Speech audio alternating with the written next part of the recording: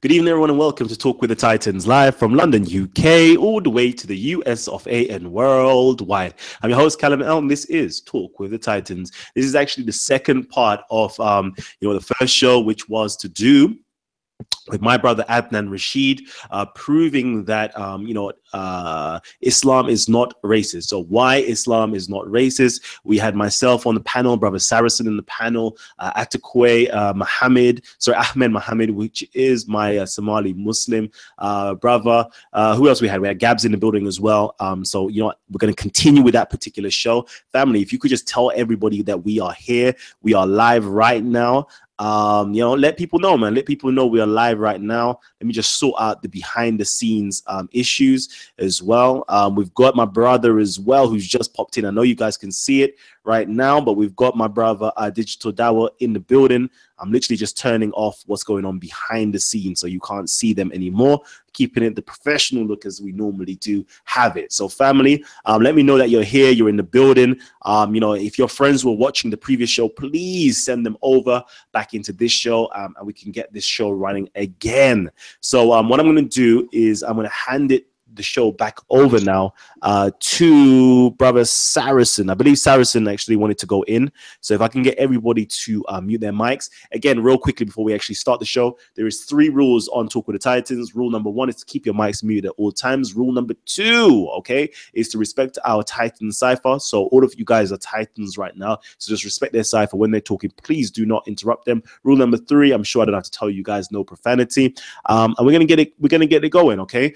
Everybody else who's new to the show, you might be new to the show. This particular show is called Talk with the Titans. Of course, we do another, set of episodes, which is Speaker's Corner. And we do other things as well. But this is Talk with the Titans, where we literally, where Talking Titans was literally birthed out of the idea that the intellectual giants, okay, the giants of intellect, have a well-organized platform, okay, to come on, to discuss, to present and debate critical information affecting our community proposed by you, our audience members, our community. So, of course, we've been talking about one of the most, critical, topics that's thriving right now, which is racism.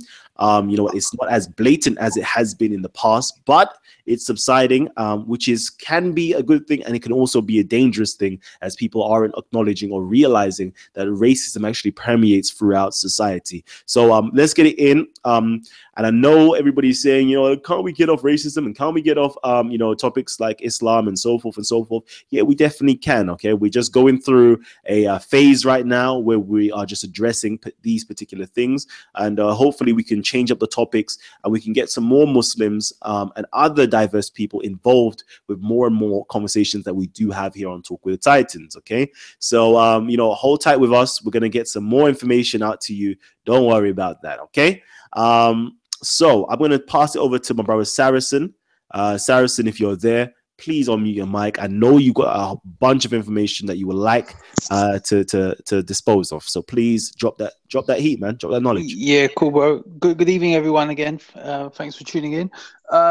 What I was talking about earlier is I was trying to contextualize this debate.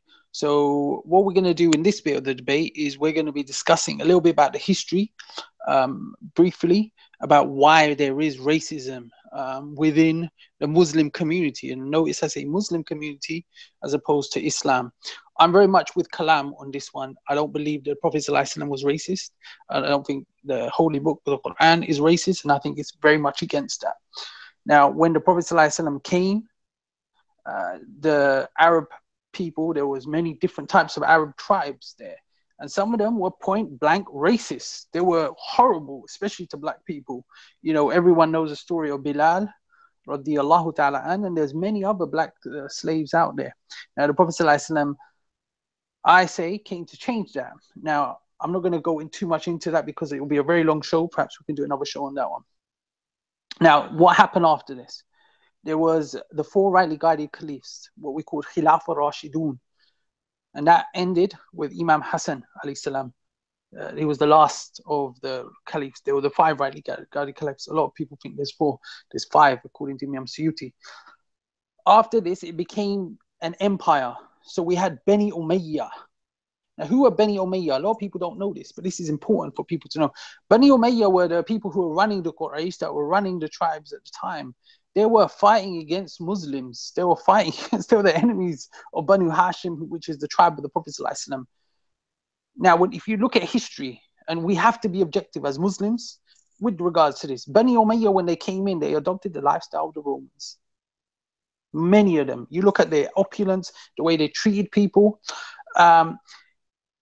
They would actually go and make up hadith. This is absolute fact. They would actually go, and this is why there was so much hadith fabrication out there. There was people coming out with stories, etc. So when you look at Ibn Ishaq now, and this is important because we've been talking about Ibn Ishaq and Tabari. This is very important. Ibn Ishaq and Tabari were early historians. They were coming off other people. Now, according to Imam Malik, who's one of the greatest scholars in Islam, he has got his own madhab, his own school of thought. He didn't like Ibn Ishaq. You read what he said. He goes, I can't trust him. But Ibn Ishaq, many of the stories that you'll see in Tabari come from Ibn Ishaq, and this is important because Ibn Ishaq, they say, was influenced by some of the things that were there. So when you've got people like the Umayyads now making up stuff, and there's absolutely hadith in there that are against black people. According to Imam Qayyim al-Jawziyah, he said any hadith that goes against black people, we reject it. And I'm very much with that. We don't accept that. Now, then what do we have? We have people trying to justify slavery. We have people justifying the black thing, people making up hadith, and they're out there. And then we have historians now, Tabari, and this is important for Kalam to note, Tabari and Ibn Ishaq, what they do, they were reporters. And I really loved the point that my brother Dawah Digital made yesterday about comparative history. They were reporting what was that. They never took, sometimes they took opinion, Tabari did sometimes. Other times he never took an opinion, and they would just write down what it is. And they said, look, this isn't for us. This is for the scholars of fiqh who deduce, this is reliable, this is not reliable, blah, blah, we take this, we don't take that. I mean, Imam Malik knew so many, he said, these are sahih, but we don't take them. So this is important. Then we have a period of the Abbasids. Now, the Abbasids, if you look at that period, it was very much influenced by the Mu'tazila. Now, who were the Mu'tazila? They were the rationalists, but who were they? A lot of people, I'm not going to go too much into them for brevity issues, but they were influenced very much by the Hellenistic thought. So Kalam mentioned Galen. Absolutely right. Galen was Maqsudi. You read the history of Wikipedia, Maqsudi. He loved Greek thought and philosophy. Now, let's go back to the Greeks. The Greeks actually believed in something called natural slavery. So we have Aristotle. Aristotle said that there is natural slavery, and there are many people that believed that black people were they were supposed to be slaves. Unfortunately, and this is where we got to be honest with our historians, some of our Muslim historians and some of our academics, they took on this and they believed, they went with this thought, especially in the Mu'tazila. They loved the Greeks. It's interesting, in the Maliki fiqh, they were against that. So, but we got to be honest with that, and we will discuss that. Now, I'll discuss Ibn Khaldun because I want other people to come in the panel. I don't want to run the show, but yeah, this is just a general overview. Before you go on, I'd like to say you're hitting the nail on the head. So I love that. Continue, King. Yeah. So, in terms of the Zanj, now this is important. Now you look into some of the narrations of the Zanj. Who were the Zanj? Now, in the Quran, you've probably heard the surah, the Jews and the Christians will never be happy with you. Surah 2:1, Surah Baqarah 120, they will never be pleased with these. There's other surahs about Jews and Christians. This is the problem when lay people read the Quran. This is lay people read hadith, they just pick it up, what I call ISIS Islam. There's a rhetorical device within the Quran, it's called Atlaq al-Bal al-Qul, where the general is talking about a specific group of people. So if you look at the Quran holistically, it says some of the Jews, some of the Christians, and I want people to get this point. Bang. People need to get this point. So when atheists or non-Muslims, look, Islam tells you kill the Jews and Christians. No, man, get it right. This is why lay people shouldn't, it was haram early on for them to read that. So let's talk about the Zanj, the black people. Oh, yeah. When the historians like Ibn Khaldun were talking about the Zanj, they weren't talking about all the Zanj. Now, I'm not saying that there wasn't other historians that said some horrible things about black people. Bang on, they did. But Ibn Khaldun, if you look at the Zanj, they were talking about a particular group. Now, the Zanj was the black country of the East African coast. Within that, there was a group called the Bantu people. The Bantu people were cannibals. They actually went and conquered other tribes and would eat them, just like you had in the Ugandan army, and you've had that in the history. You had that in Rwanda. There was, when people go, they would come, but they were actually uncivilized. They were like, so when you see those pictures of the, you know, the ancient, I hate to use the word Negro, but you see the black guy with the little short. This is where the term Negro came from, the Zanj. It's come from that. But when Muslim historians, and I know Ibn Khaldun, if you read what he says in totality, because other times he's praising other black people, so it can't make sense. He praised the Mali people, so it can't be all black people. So when we talk about the Zanj, it's a particular group of these sort of uncivilized Muslims. And I'll bring you the quotes, and I've got all of it ready, but I won't show you right now. Ibn Battuta, the same thing, because he went, and Ibn Battuta, who was the greatest traveler of all time, you read Ibn Battuta, Tales of Tangerine, he went into Mali and he talked about the beautiful black civilization, how handsome they are, etc. But then he also talked about the Zanj. So is he schizophrenic? No, he was talking bang on about these cannibal tribes who are uncivilized, who just kill people, would eat people, and that's who they were talking about. So some historians were talking about that, but then there was other historians, like I said before, they didn't really have much interaction. They remember these guys were in palaces in Baghdad. They didn't have much interaction with black people, and they were just, they just believed the ancient Greek philosophers. So I'll leave it at that for now, and I'll let other people come in.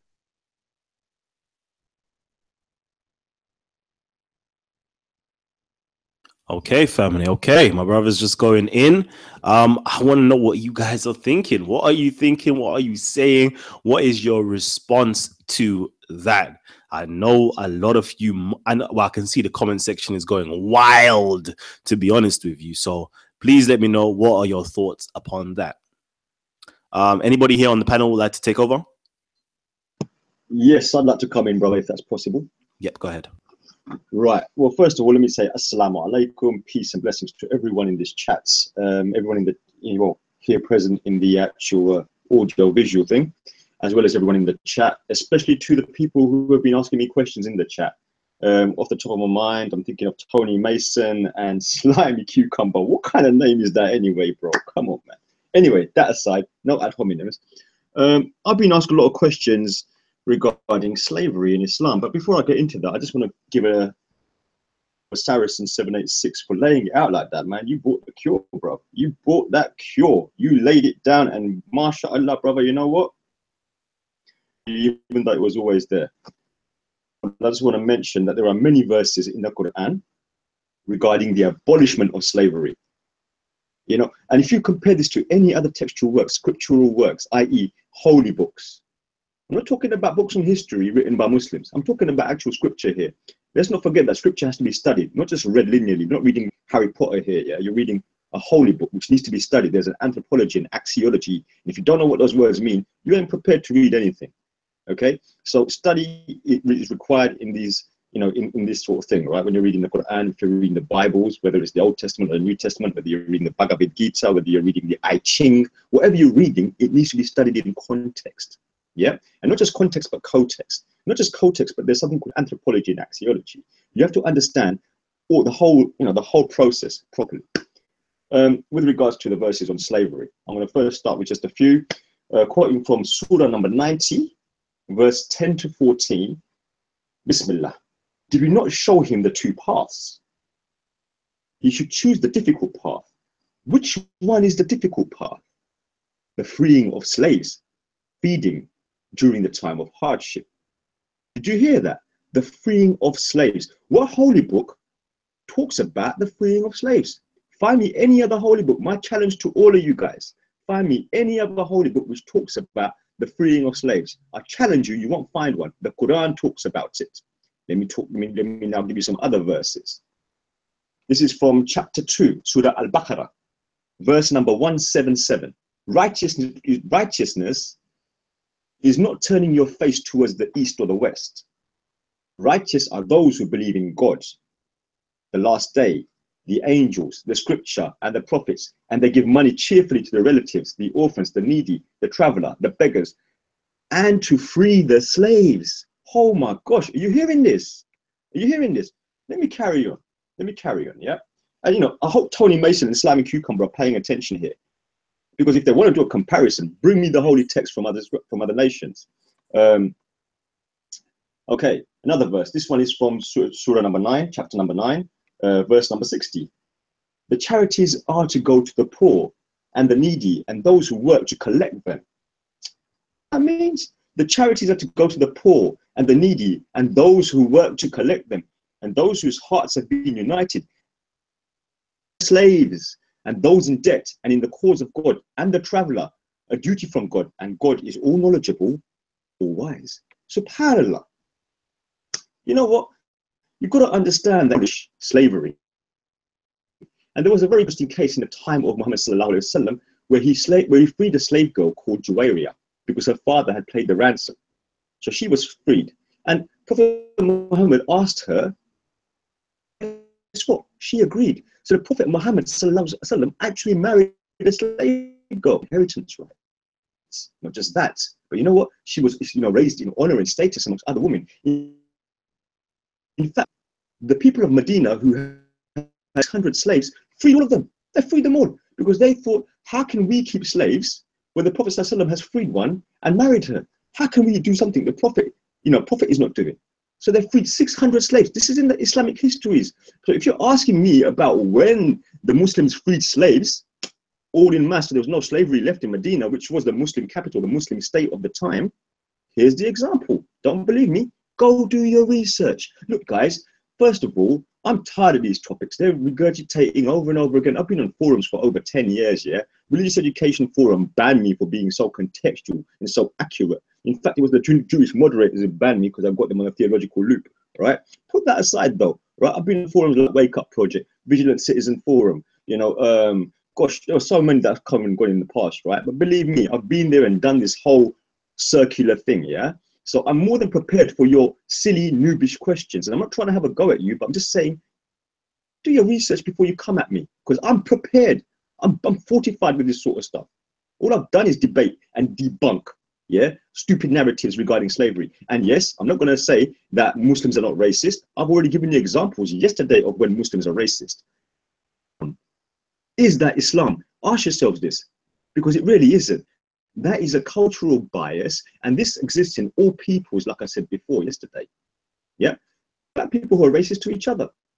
You know, you're a Zanj tribe, or no, you're a Zulu, or no, you're from this tribe or that tribe, or you're from this part of Africa or that part of Africa. I heard it last night in the chat itself. Come on, guys, you can't, take a very one-sided approach and have your cake and eat it. We're racist against each other because I'm a Pakistani and he's an Indian, or vice versa, or this person's an Afghani and that person's a Persian. You get this sort of nonsense all the time. How does this make sense?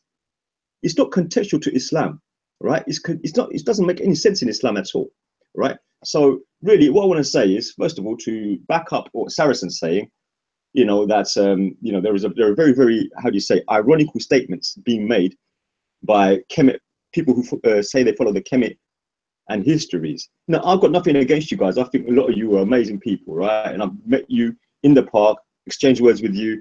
People like Raspik. Where is Raspik anyway, man? Why ain't he in the show? Raspik should come in, because Raspik would know what I'm talking about. I've been watching him on Content Over Everything. I've got nothing but love and respect for the brother and agree with everything he says, man. And Gabs, what are you eating, bro? It looks tasty. But anyway, that aside, listen, look. I've got nothing but respect for Raspik Firebingi, bro. That guy is contextual. He knows, he gets it. He gets it, yeah? And he knows you cannot tarnish a people based on their actions, right? Tarnish a people's religion based on their actions. Because the religion is separate from the man. The religion is divine, man is not, yeah? So when we say things like, man is God, or we are all gods, I find that statement very, very strange, simply because mankind is flawed. His very nature is flawed. Yeah, if we are all gods, how come we're racist to each other? How comes we, prejudiced to each other? How comes we've done evil to each other in the past? How comes? Isn't God supposed to be beneficial and merciful? If we're all gods, why are we all gods? How? How is this possible? I don't understand these statements, these ironical statements. What I'm trying to say to you guys is, look, you cannot judge a people based on the scripture. You judge a people based on their actions. And yes, racism has existed throughout time immemorial. It's never gone away. I don't think it's ever going to go away. Yeah. What we need to do is fight the institutionalized racism that is prevalent today in all societies, not just the Muslim ones. No, racism is prevalent in every single society today. Name me one society where it isn't. I dare you. I'm challenging any speaker here today. Name me one society where racism isn't prevalent. Like Muslims don't, because that's a very one-sided argument. It doesn't show, any fair assessment here. You know what? You're going to get some Muslims who make racist comments here and there, right? You're going to get some African people who do it. You're going to get some Christians who do it. You're going to get some Jews who do it. In fact, in no word of a lie, man, you're probably going to get a lot of Jews who do it behind closed doors, because their very holy book kind of promulgates that. Yeah. And I always say to the Jew, is God racist? Anyway, look, Okay. I'm pretty sure Kalam wants to say something. I'm going to mute myself.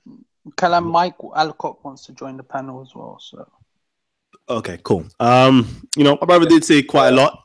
Unfortunately, I wish that we had the opportunity. Next time, actually, I'm going to have to moderate a little bit more tighter to make sure that if there's one point that's being raised, we stick to that one point and we address it straight away before we move on to a next point. Is there anybody else that would like to speak as well? And actually, no. Okay, no. Actually, let me speak quickly. I love what my brother is saying. I do actually love what he's saying. I love what he's saying. It's not to say because of my love, I have to simply assent and agree with what my brother is saying. I think he has a lot of very valid points, but at the same time, I don't want us to be very naive to believe that, Islam or the Quran was the only text that taught, religious people to free their slaves. That was already going on prior with inside of Christianity, with inside of Judaism, and so forth. Whereas in Islam, most people are slaves. Oh, you said where? Okay. All right. All right. Okay, cool. All right, let me just show you where. Exodus 21. And it says here, Exodus 21, if you buy a Hebrew servant, 6 years he shall serve, and in the 7th he shall go out free for nothing. So there's a little place where it shows you inside of the Torah to free a slave. Okay, that's on the 7th year. And there's also things talking about in the Jubilee, in other places with inside of Exodus and Leviticus that talks about freeing slaves, and also talking about if you hit a slave, and he's bruised and so forth, and he's, feels harmed, you should free him. There's other places with inside of the New Testament, Galatians, which looks like, the last sermon literally is comes straight out of the last sermon, in the sense of neither a Jew or a Greek or a this or a slave or this person is more everybody's equal in the sight of God, and we are all one in Jesus Christ. So the same sentiments prevails throughout religious texts. It's not just to say that Islam was the only place where it teaches you to free slaves, and it really recommends you should free slaves as a goodwill gesture if you have sinned, an act of repentance, or to just show your nobility and your generosity type of thing. But in actuality, you was allowed to buy slaves, and it gives you reasons gives you ways how to buy slaves and how to look after your slaves and take care of your slaves. Islam never came to abolish slavery. That was one of the things that my brother did actually bring up. Just by simply calling slavery another name, it doesn't actually abolish slavery itself. And you're going to say, oh, but why, but he couldn't just simply abolish slavery. And if we really believe that, we would say, why was he able to, destroy 360 idols? Okay, so this is 360 cults or 360 faiths, for example, that people actually was following. But he was able to do that simply. Okay, he was able to do that after 10, 20 years, or whatever the case was. He was able to do that, but the institution of slavery, he was unable to do it. But what about other cultures that had slavery? You never see them abolishing it. Well, if we look into the Assyrians, and we see that there's records that they never actually held any slaves, and there was a religious community, and none of them had any slaves as well. So, you know, we could bring all those arguments into the mix. But I choose not to bring those arguments into the mix. I'm just giving examples of, you know, what arguments can be given out there to us as a people. But now, let's discuss it, Kalam. Let's discuss it, because what you just said was factually incorrect. We'll deal with them arguments. Okay. Right there. Again, family, I know that touched the nerve. I know that touched the nerve, but all you have to do is keep your mics muted and follow the rules of the show. Come on, family. So my brother Gabs definitely wants to come in and have his say. So I'm going to invite him in right now. You guys will have your say. Yo, what's popping? I was just listening to what the brother Saracen was saying. I'm a bit confused because you mentioned something about the tribes in Africa saying that the Zulu people was racist to the Congolese or to the Nigerians or whatever, but that don't make no sense because they're all the same race, bro. They're just different names of tribes. So, and then obviously you was mentioning about Muslims, like Muslims is not race. To be a Muslim is not race. I thought being Muslim was the religion. Do you know what I mean? Like we're talking about the people, like the Arabs and that. Do you know what I mean? So I was a bit confused on that whole thing when he was saying about, yeah, the Africans being racist and to the different people. Like I didn't quite get that. Also, I want the brother Saracen to show me any African tribe or people that was partaking in racism, should I say, racist act against another culture or another race of people. So let's just say racist towards like Europeans and in a mass scale or Arabs or Asians. Do you see what I'm saying? I want to see something on the scale, the same way we see it in the Europeans, how they treat the Africans, the same way we see it how the Arabs treat the Africans and so forth. I would like them to show me something in the same magnitude with regards to the Africans, if you Uganda, can. Uganda, Idi Amin. Okay, what did he do? Can I say something? Can I say something? Yeah, I'm good to go. Obviously, I heard Idi Amin's name, but obviously that's an oppression. Like Mugabe, you might use Mugabe, Idi Amin, but you have to understand that these are oppressive nations that are inside our land that was killing our people. You understand? So that can't really be used as a designation of racism. Like when I was debating Adnan, he said the Hutus and the Tutsis. You know what I'm saying? That's not racism because we're all Africans are one race. And racism is when you as the black race tries to, you know, on a mass scale, basically either enslaving or oppressing the Asian race or enslaving and oppressing the European race. And I'm going to save you some time on research because you're not going to find it anywhere. One of the reasons why I do know that Islam is not racist is because, like I always say, I've been to Gambia. And in Gambia, there is no racism. I can honestly tell you that in Gambia, there is no racism. So this is clear proof that racism and Islam is not synonymous. I was speaking to an Arab guy the other day, and what I had to do is I had to make the differentiation to him. I had to show him that because Arab culture, because Arab people are, at the end of the day, they're the masses of Muslims. Like they're the majority, like they're the biggest nation, like of Muslims, Arabs, and they control a lot of the political side to Islam. Yeah, and due to that, within Arab culture, like you've said, there was racism prior to the Prophet coming, peace be upon him.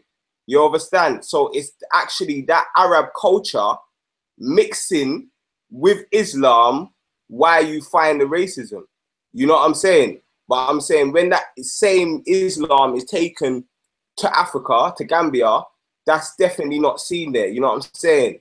So But like Hutus and Tutsi, that's definitely not racism, my people. We have to really understand that race is when one race is oppressing another race based upon the color of their skin. And you can't use people like Mugabe because these are people who had their lands invaded by oppressors. You understand? So they wasn't kicking them out because they was white. They was kicking them out because they was invaders. But when black people are oppressed, we are oppressed simply because we're black. And people believe that we are inferior to them. You know what I'm saying? So the Arabs that are racist, and you're right, Arabs can't be racist during this within this European system, because obviously racism is power, prejudice plus power. You understand? But where Arabs can be racist is within Saudi Arabia and within the Muslim world. This is where they because this is where Arabs are at the top of the and where Africans can be racist if we chose to be racist is in Africa. If we chose to be racist, this is where we would have the power to be racist. But I don't see us executing racism in the same way other nations execute it with us. Respect, can I just correct you? Because Gabs asked me a question and I answered it simple. He asked me, you show me one African country that has been racist. Now, I live near Leicester. Yeah. If you look at how many Indian people, how many Muslims, Sikhs, Hindus were removed purely because they were Asian in Uganda, you're telling me that wasn't prejudice plus power? They had to set up their businesses and leave purely because they're Asian. So that is, he asked me a question, I gave it to you. That is one example. Now, I've never seen Africa united, and you're not going to see it united. It's just a myth that some of you guys have. I've got to be real with you. Africa is a continent, and it's been a continent, and it's never been united. And people have had their own cultures and their own tribes, and you know that you got to be real with that as well. So, Gabs asked me a question. Yeah, you're gone. Yeah, you see these statements, bro. It's statements like this that will make black people feel like we haven't got no allies.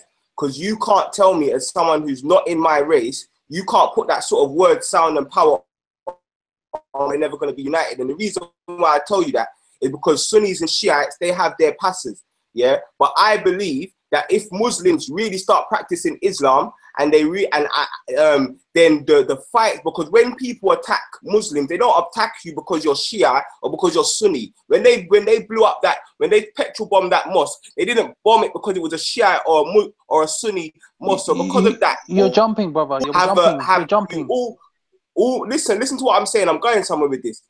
All Muslims, yeah, you all have a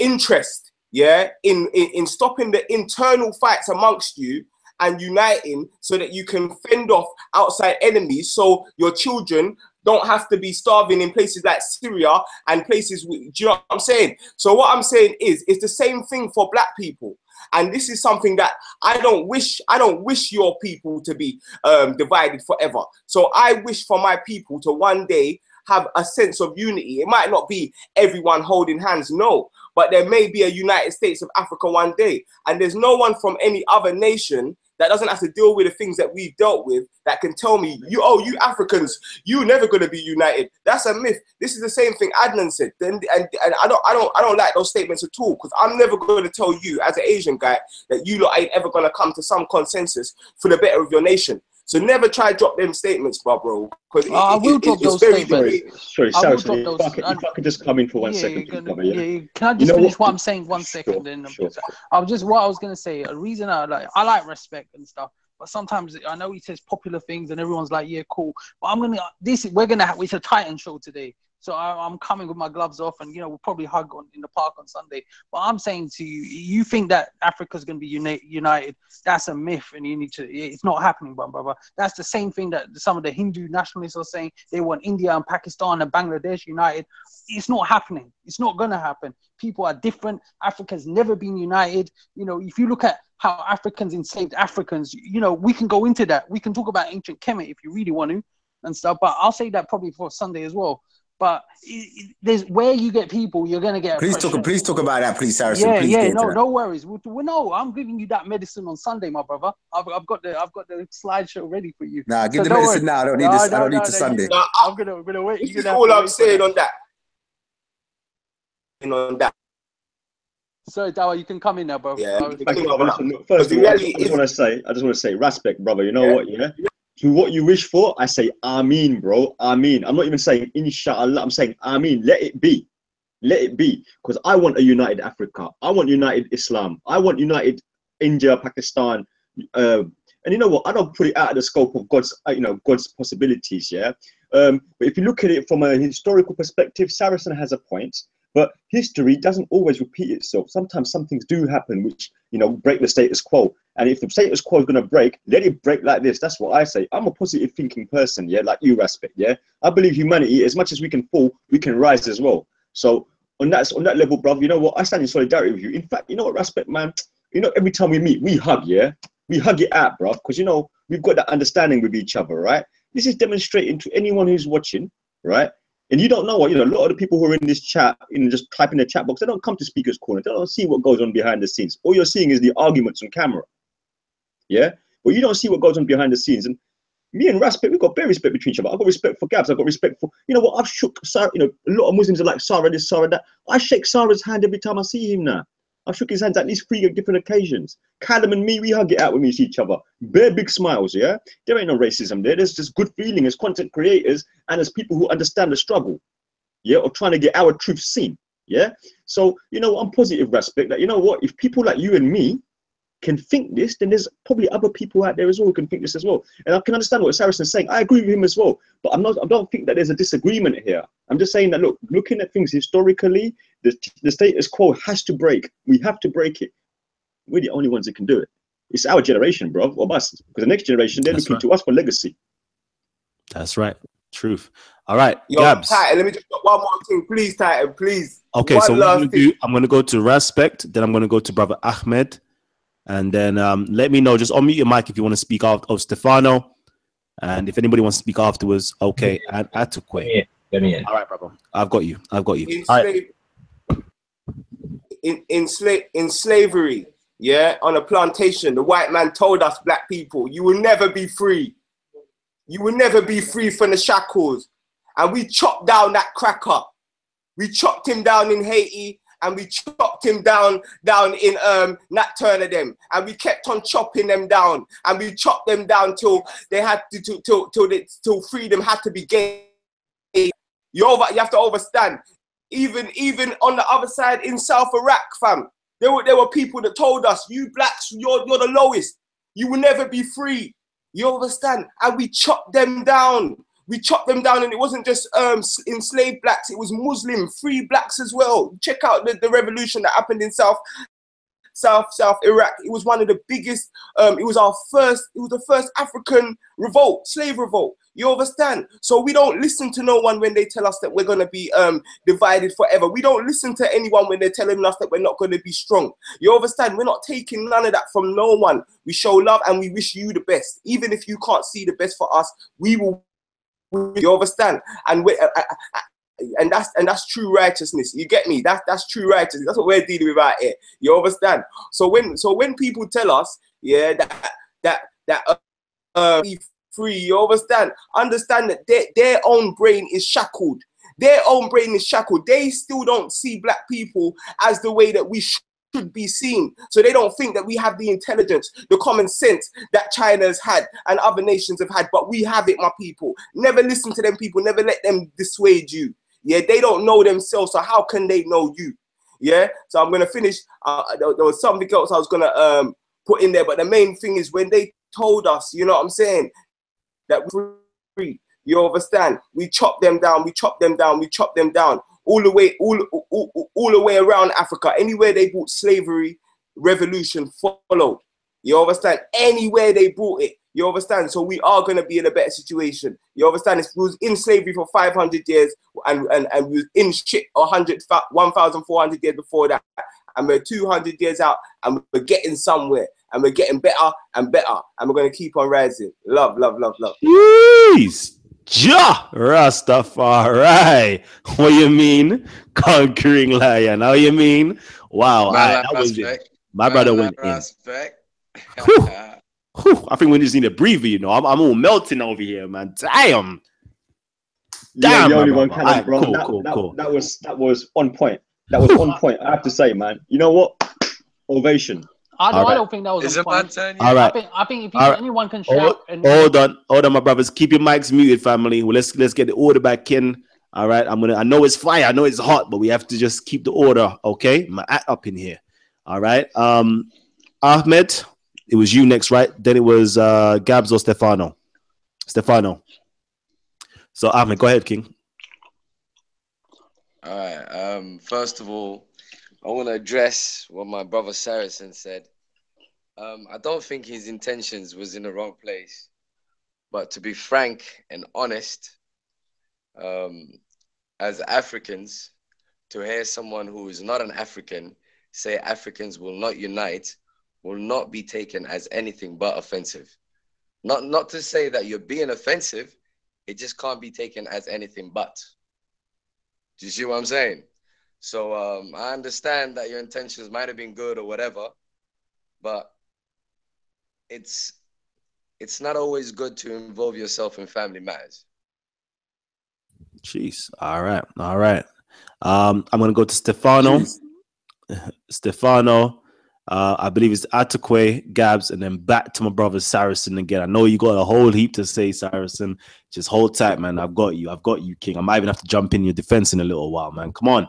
All right, Stefano, go ahead, King. Peace to everybody to the panel. I just wanted to address something I've been hearing a lot about the racism going on between the Africans themselves, and especially the story that especially Adnan was using. It's fortunately that he is not on the show right now, about the Hutus and the Tutsis, because even Saracen, somebody that I really much respect, because he's, in my opinion, really truthful to the religion and things going on. But if I'm looking at this whole racism thing that's going on at Speaker's Corner, even in general, the problem I have with people like Adnan and Saracen is they tend to tell half of the story. Like, even if you go to the story of the people in Uganda and the problems they were having with the Jews and the Indians, there are several films on even YouTube where you find Idi Amin himself telling that his country was going bankrupt because of these Jews and Indians taking all the resources, making an economy and taking the money out.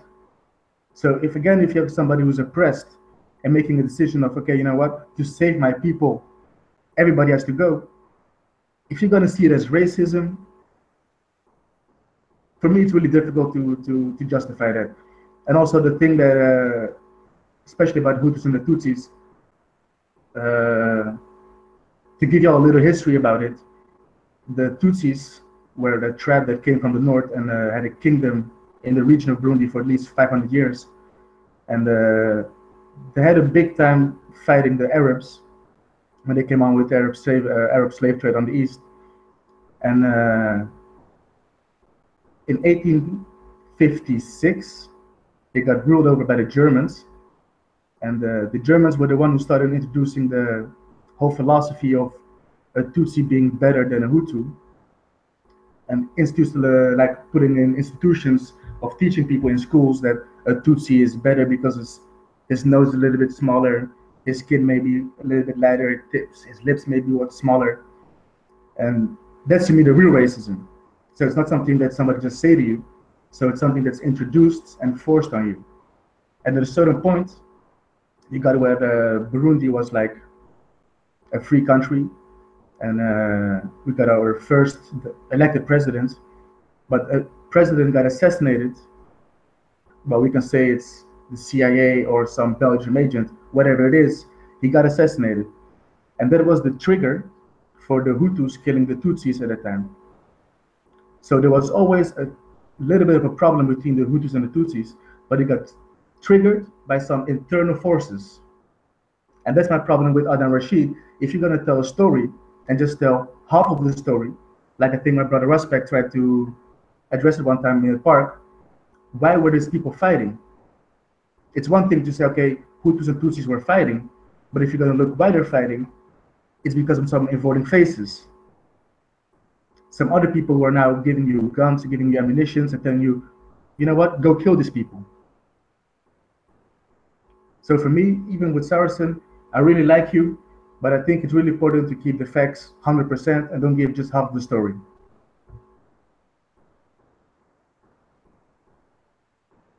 All right, thank you, thank you. Over to my brother Atukwe. All right, peace. Okay, yeah.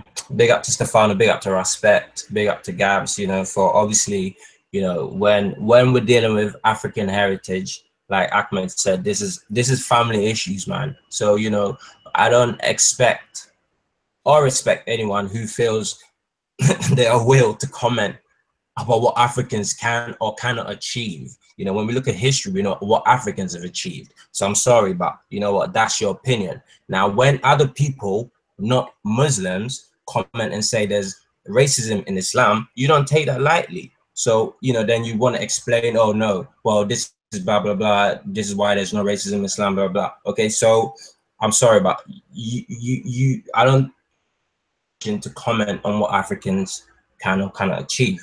I also want to go back to what we were talking about earlier, because I think Saracen and Dawa made a comment about we have to dissociate Islam from the people or the person. And I just can't get that thing. That statement doesn't make sense to me. Okay, so for example, Jews read the Torah and practice Judaism. Christians read the Bible and they practice Christianity. Muslims read the Quran and the Hadiths and practice Islam. So I don't know how you can dissociate. Like if a man was living in the Amazon somewhere and he's not come across any of these books, you're not going to classify him as any of these three religions and any of these practices. So how you can tell me that you can dissociate a book which by itself is inert, i.e. the book is not going to read itself. The book is not going to practice the religion for itself. It's the people who put energy into the book. So therefore, if someone has negative energy and calls himself Muslim, well, we're going to see that negative energy manifested through the Islam that we're talking about. So I get the argument, but trying to like skirt around the subject and say, well, no, there's not this in Islam, there's not that. And no.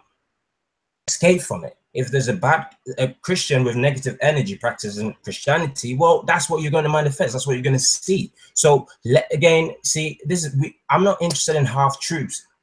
Give the whole truth and nothing but the truth. Okay. If someone is in your family and they're behaving badly, you pull them to one side, you discipline them, and then you move on. Okay. I'm not interested in this apologist. Every time we go to Speaker's Corner, Adnan is the biggest apologist I've ever heard in Islam. You know, always, and this is not disrespectful to the man, but you know, give us the whole truth and nothing but the truth. Then we will deal with it how we want to deal with it. And that's what I want to add. Nice. You know what, brother? I have to agree with what you're saying there, man. I think that's a very rational and, rational inquiry that you're putting out here. But in the defense of Islam, I will say this, and I'll say this now, and I don't think any Muslim can disagree with this, yeah? Most Muslims who read the Quran in Arabic don't even know what it's saying. They don't know what the Quran is saying, bro. Right? I mean, this is the problem, isn't it? Right? We're back, like I explained yesterday, before Islam came to Arabia, it was known as the period was known as Jahiliyyah, which means the period of ignorance, the time of ignorance. The ironic thing is today, even with Islam, Muslims who are now all over the world, right, are back to the age of Jahiliyyah. Who reads the Quran with any understanding?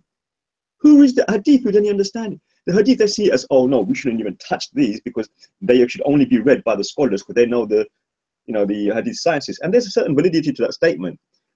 But to not even check what the commentators have written about the Hadith, man, that is weak. I'll be straight with you, that is weak, yeah?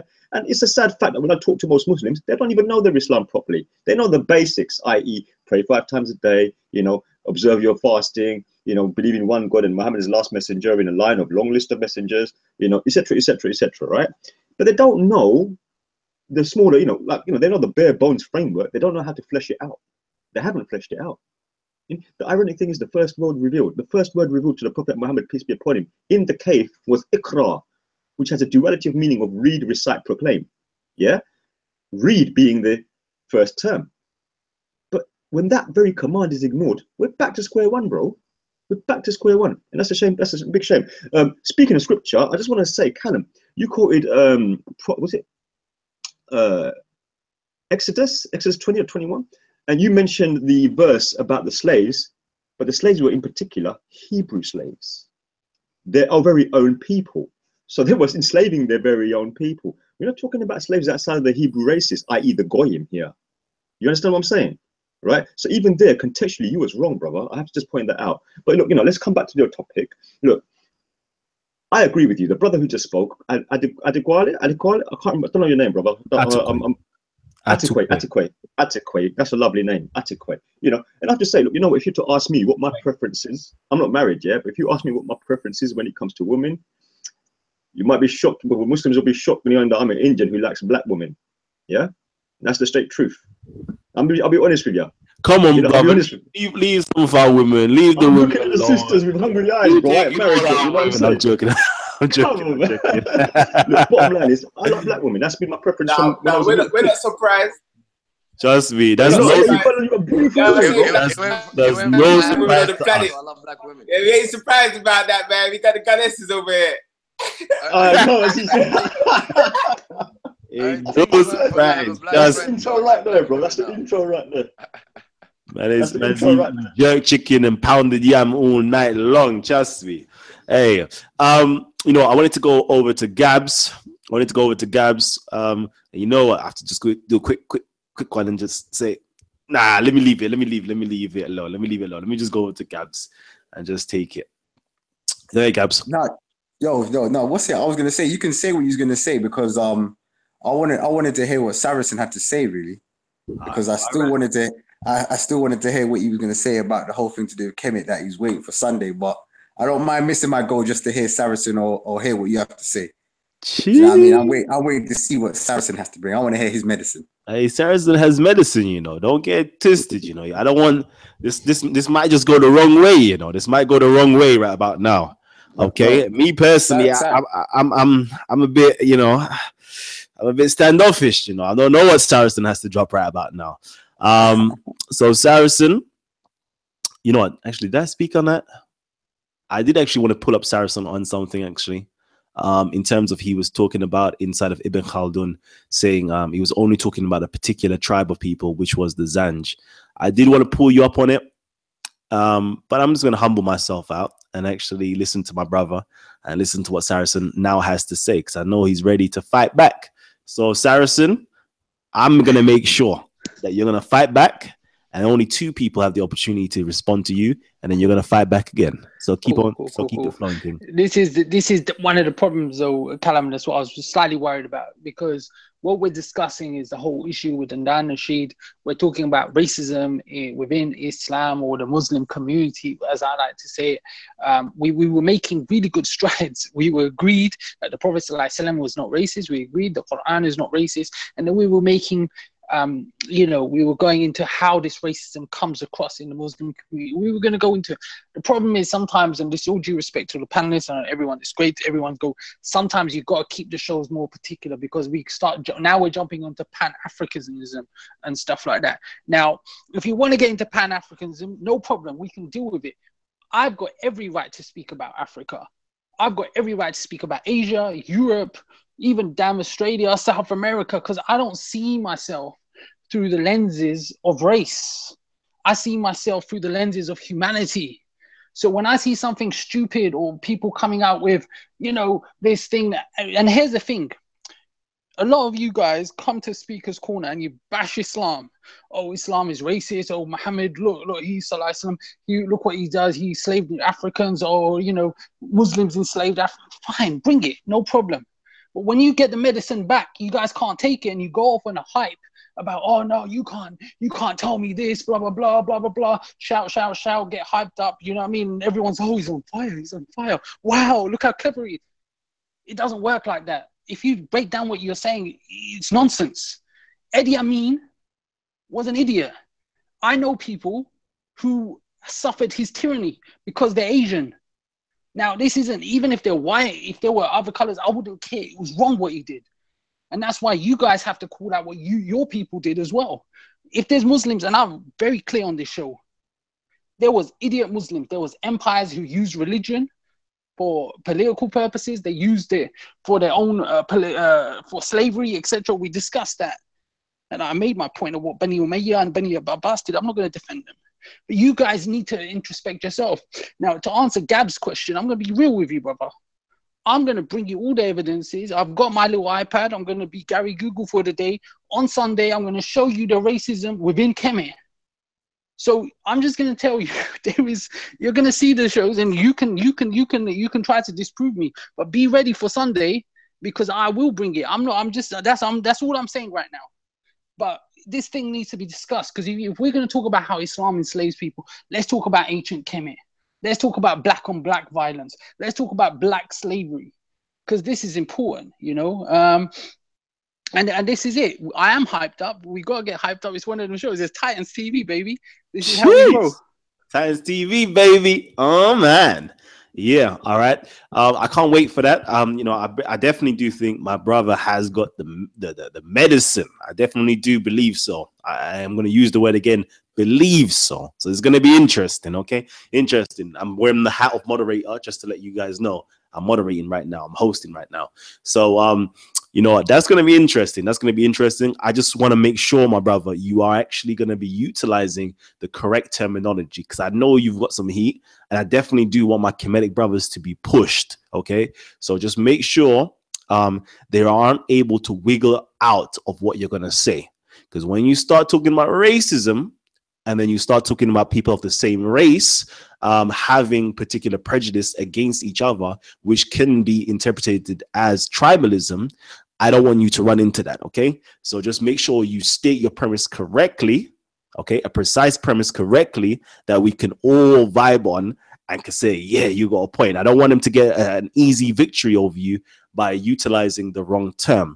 Also, when you bring up slavery, okay, I know you're going to bring up slavery. I want to make sure it's based upon, you know, the complexion of their skin or whatever it is that ancient Egyptian literature speak on it as such. Okay, not tribalism, but based upon, you know, racial prejudice or superiority complexes. So if you go into that, I think you're gonna have something powerful to present. And I'm definitely going to be there to record it. I'm definitely going to be there to shock the world with the things that you have to say. And I'm definitely going to, you know, prep my brothers before they go into that battle with you to make sure they you know, they have a good fighting chance. Kalam. Yeah. Kalam. Go ahead. I just want to put two things to bed. One of them being is that slavery during the Islamic period, during the Prophet's period, anyway, sallallahu alaihi wasallam, had nothing to do with skin color, first and foremost. Yeah, and secondly, the Prophet, peace and blessings be upon him, has never condoned racism based on color. And with that said, can we just agree that Islamically there is no such thing as racism, because that is what we consider to be Islamic? Okay, so again, I don't know if you were there last show and the 3 definitions of Islam. Oh yeah, all right, cool. Yeah. So again, I would agree with you based upon the things you were saying, based upon the first definition of Islam, but based upon the second and third definition of Islam, hell no. You know, if just to make it clarify as well, what my brother was saying, that there wasn't anything as to do with racism as such as somebody was enslaved based upon their color or complexion and so forth. I would have to agree with you in terms of the time of the Prophet, and even prior to the time of the Prophet in pre-Islamic Arabia, people wasn't actually enslaved based upon their color and their complexion and because they're black. In actuality, black people in early Islam or early Arabia during the time of the Prophet was highly revered, highly revered during that time period. It's not because they were black and so forth. You know, I can quote a few things for you guys so you can get the context. You know, the neighboring country to Arabia, and I'm talking about Mecca or Tehama, you know, Medina and Yemen and Sana'a and those regions there. The nearest neighboring country that were of black, you know, obvious black heritage was the Abyssinians. The Abyssinian or the Aksumite Empire was a highly civilized, you know, empire that literally had vassal kings in and through Arabia. Okay, that was actually, Arabia was part of the Aksumite Empire. Most people don't even know that. Okay, from very early on, you know, let's say from the 2nd century AD all the way up into the 7th century, you know, Arabia was a vassal kingdom to Ethiopia, Aksum. So, you know, the Arabs actually looked up to the Ethiopians. So I would never say that it was based upon color and complexion and so forth. No. That's a myth. Okay, that only creeped in much later on through the expansion of Islam, when they started to encounter other tribes, other people, started to encounter, you know, the Turks, the Slavs, the Greeks, the Romans, other African peoples and so forth. Then the identity, or then the racial complex, was introduced to them. So definitely during the time of the Prophet, there wasn't any, you know, blatant racism. You know, so for example, some people talk about, oh, look at the incidents with Bilal. So I'm sticking up for you Muslims right now. I'm going to give you a different context with it. Okay, look at the incident with Bilal and so forth. Look how his captors actually treated him, not knowing that his captors were also black. You know, and again, when you know, Abu Dar said, oh, you know, you know, child or son of a black woman or something like that. That wasn't actually again a racial comment. It sounds racial, it sounds racist, but it wasn't actually a racial comment, because when you go and look into you know, the descriptions of Abu Dhar, okay, I've already showed it in What Color is the Prophet Muhammad? It's written in Tabari. It says that Abu Dhar was a very black man, with a black man who was very hairy. Okay, it had something, it was into do with a different context of what they was utilizing it for. And I'm not going to go into detail right now what it was about.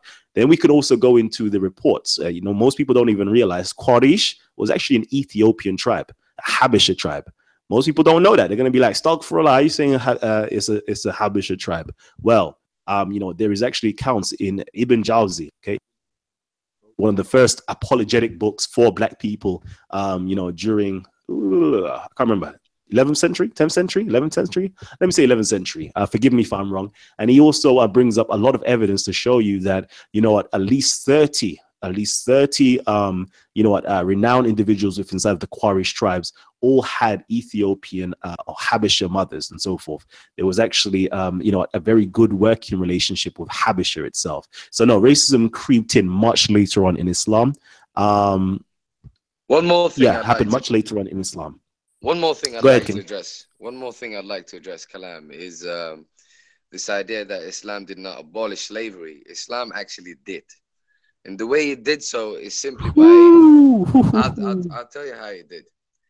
I'll tell you how it did. The way it did so is by simply giving commands in terms of, if you did have a servant, also known as a slave. If he has to be fed and clothed just like yourself, number one. And number two, you have to perform whatever duties he's performing as long as you are capable. Now, there's those two. And thirdly, there's all the excuses given to release a servant. I mean, any sin, you're basically told to free a slave. Do you see what I'm saying? Now, if you put all of that, into consideration, it's pointless having a slave.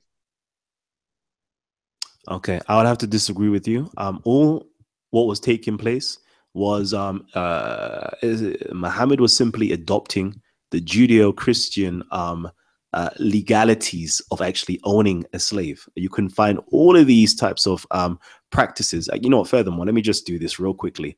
For those people who need a little bit of help and assistance, I'm just going to make it simple for you. A quick Wikipedia will show you all of this. So treatments of slaves, just simply type in Jewish slavery, okay? Jewish views on slavery, and it will show you all of that, okay? All of what Muhammad was teaching was already rife and taking place within inside of Jewish slavery, talking about freeing slaves, manumission of slaves, when to free slaves, how you could free slaves, non-Jewish slaves, etc. The treatment of slaves, dressing them, feeding them, etc., etc., etc. Do they have to be dressed and fed like you? My brother, just find me that from a Jewish source. It's all here, okay? It's all here. When you have time, that one verse and I'll be satisfied. Oh, you want me to find you that one verse? Well, one line. As long as it says there has to be dressed and fed like yourself, I'm satisfied. Because the point I'm saying is, if a slave, quote unquote slave, is fed and dressed just like you, that no longer qualifies him to be a slave. In my opinion. My brother, I don't think you understand what slavery is in the fullest sense. You can correct me. I don't think you fully understand. But for the brevity of this conversation, I will bring that up for you a little bit later on, and I'm going to let the conversation flow. So if anybody wants to jump in, I think it's... Kalam, can I ask you a question? Can I ask you a question? Yeah. In regards, I'm going to represent Adnan here, yeah? You mentioned in one of your other shows that the Prophet ﷺ didn't abolish slavery. Now, it's important, like we mentioned at the start, and let's go back to the real context of the show so we stay focused. We can talk about Pan-Africanism another time, maybe even on the park on Sunday. But yeah, you said the Prophet now. Something called that Pan-Africanism, not getting out of that. Listen, I said I'll give you a book, and you said you don't want to read it because it's written by a Muslim. So I don't know. You stick to one thing, bruv. You don't want to listen to the other side. That's the problem with you, Respect. You're a nice guy, but you have to free your mind a little bit. Listen, read other people's books, read other literatures. You might get out of that single way of thinking, my brother. But anyway, bro, I've read the Quran. You haven't even read no Kemetic. I'm giving you a book. How Muslims? I'm going to give you a book on Sunday, my brother. Let me show you the book I'm going to give you. And it's one minute. Let me just say something. All right, I'm gonna let you finish talking, and I'm gonna talk.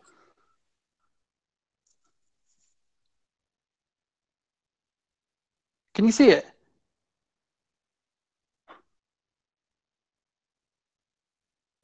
This is one of the best books that you'll get. It's called The Walking Quran. Yeah, it's done by Professor Rudolph T. Ware, who's a black Muslim, who's one of the most smartest people that you read. Type in Rudolph T. Ware in you can just type it in on YouTube. Listen to his lectures. Now he's very balanced. He'll talk to you about the Quranic black people in Islam.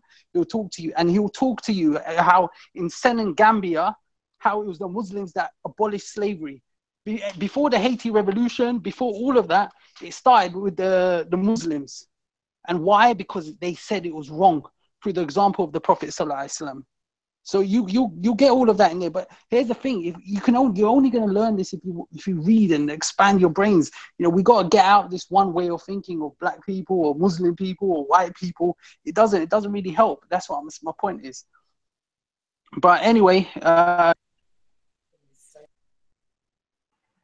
I say something? No, bro. Let me come in, please. I'm itching. All right. Let me just drop a little something while it's hot, while the fire is hot. Yeah. Firstly, let me talk to my people, because I ain't talking to no ignorant people that it doesn't apply to, yeah. When it comes to Pan-Africanism, yeah, our greatest ancestors who have furthered our race to get us out of slavery and get us to a place of economic self-reliance were all Pan-Africans. From Marcus Garvey to Malcolm X, yeah, and the list goes far on. They was all Pan-Africans, to the point where it was a Chinese man when China was in a third world state that went back to China and brought back Marcus Garvey's knowledge to China, you understand? And they are now a first world country. You understand? Elijah Muhammad learned from Marcus Garvey, which was one of our greatest Pan-Africans. Yeah, so don't let no other boy from no other race come into this thing and tell you nothing about no Pan-Africanism. Yeah, because end of the day, when you don't take up Pan-Africanism and your child is being shot down by police in the streets, he ain't going to be out there at a protest. Yeah, so you've got to deal with Pan-Africanism because you've got to deal with collective security amongst your nation. Yeah, don't let no boy come around there with them foolishness there. Yeah, cause we're not telling them what to do in their nation. Yeah, on top of that, yeah, seeing as you're representing Adnan, I wouldn't bring this to all my Muslim brothers. Yeah, but I'm gonna bring something because just seeing as you're talking about Pan-Africanism and black people being racist, understand this, yeah. This here, yeah, it could be why certain Arabs within their culture are racist. If you teach a people, yeah, that their language, yeah, is the holiest language on the planet, to the point where if you do not know this language, yeah, you're never going to have a true spiritual understanding of life. So that means that language is superior. if you teach a people that this place is a superior place, it's the holiest place on the planet, you understand, and nowhere else ain't holy like that place, you understand, and if you don't deal with that place, and that place is superior, why would you then be shocked when the people from that place feel like they're superior to other people? Do you know what I'm saying, my brothers? Let's be real right now.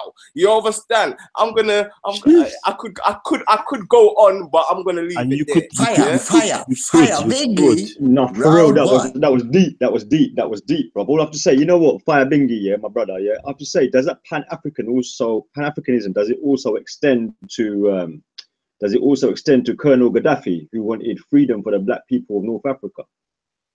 100%. Colonel Gaddafi represented a Pan-African agenda. You understand? That's 100%. You understand? And when we're talking about Pan-Africanism, we're talking about Marcus Garvey. Marcus Garvey never taught us to hate any other race. Neither did Haile Selassie.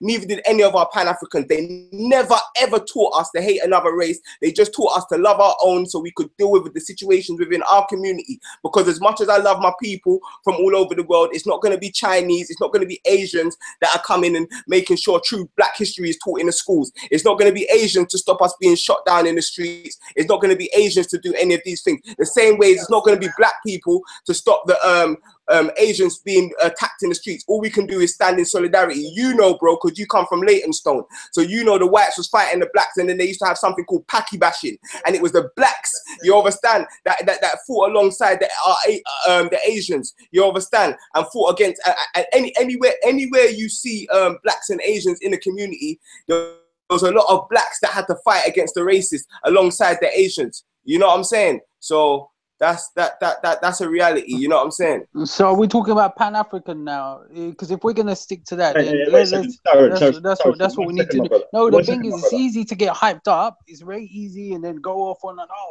fire. You know what I mean? Let's keep to the conversation. If you want a piece of it on Sunday as well, brother, we can talk about Pan-Africanism. Saracen, I grew up in South Tottenham. I studied at Marcus Garvey Library for most of my life. Yeah, that's how I got into education. Yeah, I grew up with black people and stuff, and most of my friends, and I don't like to say, oh, I've got a black friend. I literally did have. No, I'm not gonna stand down. Because this is what I'm saying. So if you want to have that discussion on Pan-Africanism, we can both get hype. We'll bring the camera. That's the second conversation. Gabs is on the radar now. Respect, you put yourself on the radar too, my brother. Oh man, antidote. Jeez. Okay, family, real quickly. If you are loving this, if you're loving the vibe, if you're loving the energy, please show us your support and give us a big thumbs up. Let us know that you're loving this information. Thumbs up, likes. Let me see those likes double up. So what we're saying, we've got over 180 people tuned in right now, 64 likes. Can we make it to 85? Let me say 85. Let me be humble. Let me say extra 20 likes. Can we get extra 20 likes in here? I know you're not going to do more than that and do over 100 likes. I know you guys already, but, let's see the love. I'm seeing it. Wow, it's rising. 70 likes. Come on, let's get a little bit more, family. 73 likes. I'm seeing it, family. Thank you. Show us a bit more. Let me just get it hyped up a little bit more. 75. So we saying you lot are ready to see my brother Saracen get it in with Gabs on Sunday. Listen, come down Sunday, man. 80 likes. Woohoo! Family, you're showing the love. I'm loving that, I'm loving that. Let's see if I could do that with the super chat. Let's see if I could do the same thing, like treat this like church. So family, if you would like to support Tedden's TV, please hit the super chat button down below and hit the donation button. You can donate as little as £50 or as much as £1. See the way I done that? See the way I done that? You could do either or, man. Come on, hit the support button, hit the super chat. Let's treat it like church. Listen, family, hold on. 91 likes, 92 likes. I'm seeing it, family. Thank you for the support. I appreciate it. It's good. It's good to see that the family is here and is in support of us. We're definitely going to keep on doing more shows like this. We're definitely going to afford my brother Saracen. I actually want my brother Saracen to have the opportunity to actually display some of his works over here on Talk with the Titans. We need to keep it and make sure it's very much so diverse indeed. So let me get back into it, man. Let me get back into it. let me see, Saracen. You know, I don't want anybody to interrupt right now. I know Saracen had things to talk about. You know, let's just you know, select on the Pan-Africanisms. You know, let's hold that conversation when everybody's on Pan-Africanism like that. So I want Saracen to come up with the information that he wanted to come up with unhindered. So Saracen, what did you want to say?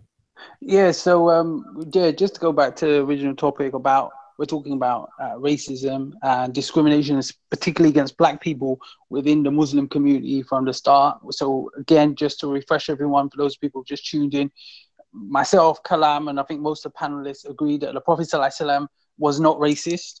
Islam and its holy text, the Quran, is not racist. But there were subsequent dynasties that were racist, and this continues now.